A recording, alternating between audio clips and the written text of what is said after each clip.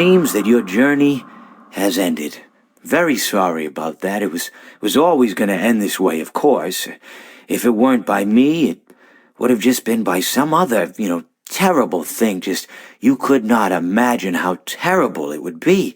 Just, I get scared thinking about it. I'm glad it's not me. It reminds me of a time I was speaking to my good friend Orville. We were sitting on a park bench watching the pigeons. I was on the left, he was on the... Oh, wait, was I on the right or left? Anyways, it doesn't matter. We were sitting on there watching the pigeons. And I said to Orville, "Friend, those birds are frozen." And he kind of looked at me like I'd lost my mind. But I reminded him that it was winter, and often birds will sit in a tree until they freeze.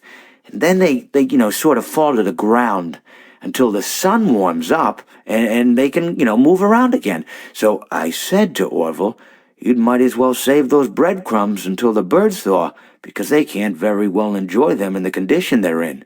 To which he asked what I meant, and asking what condition the crumbs should be in before he threw them to the birds, assuming that I meant the birds couldn't enjoy the breadcrumbs in the condition that the crumbs were in, when in fact I had meant the birds could not enjoy them in the condition that the birds were in, considering that the birds were frozen.